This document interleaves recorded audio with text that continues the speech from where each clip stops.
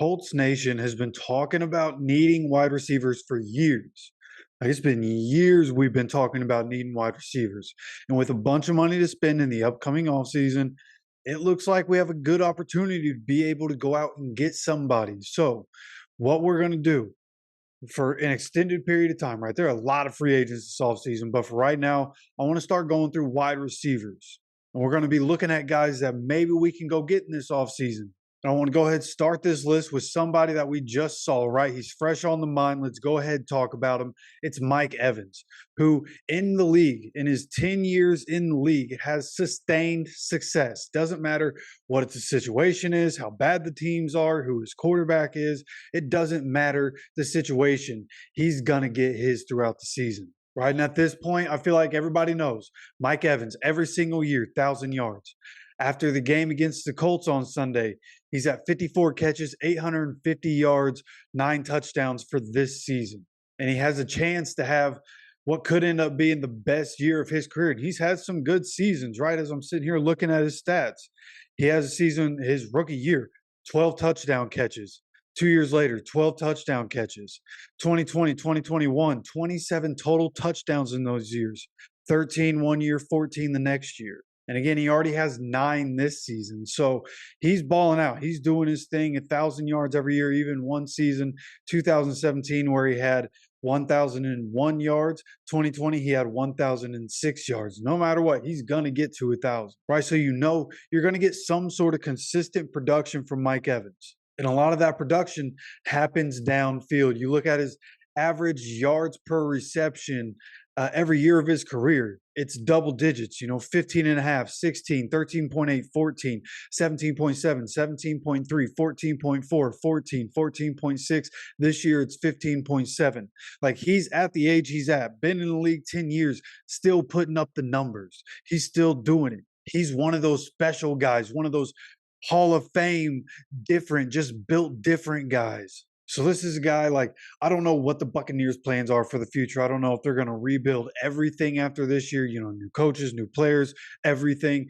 Maybe they start fresh, but Mike Evans, there's a good chance he ends up retiring as a Buccaneer. But if he doesn't re-sign with the Buccaneers, I want to pose this question to you. Would you rather sign Mike Evans and not worry about Michael Pittman Jr. and then draft somebody? Or would you rather not sign Mike Evans, re-sign Michael Pittman Jr. and draft somebody? Or would you rather sign both of these guys?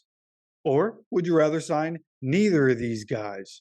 Okay, you let me know down in the comment section. I'd like to know your opinion on this. My opinion is that I've already made my opinion clear. If you didn't watch the video where we talked about whether or not we should pay Michael Pittman Jr., I do believe we should pay him.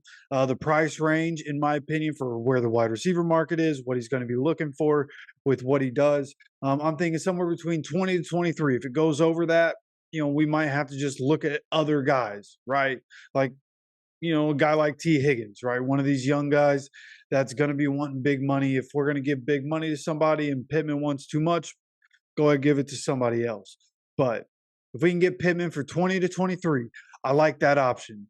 But then if you can bring in Mike Evans, I honestly think he might be a perfect fit for what we're trying to do offensively, for how big he is and imposing he is, what he does as a run blocker, as a receiver, but also, as we've talked about, being able to do that downfield work. And with Anthony Richardson coming back next season, when you have Mike Evans on one side, Michael Pittman Jr. on the other, and then Josh Downs in the slot, the passing game there is going to be so difficult to stop, right? And then you talk about having Jonathan Taylor in the backfield along with what Anthony Richardson brings as a rusher. So the offense in that regard would be so difficult to stop. So I think signing both of these guys would be a good idea. But you look at what Mike Evans is signed to right now, $16.5 million a year. His last contract, he had $55 million guaranteed of the 82.5.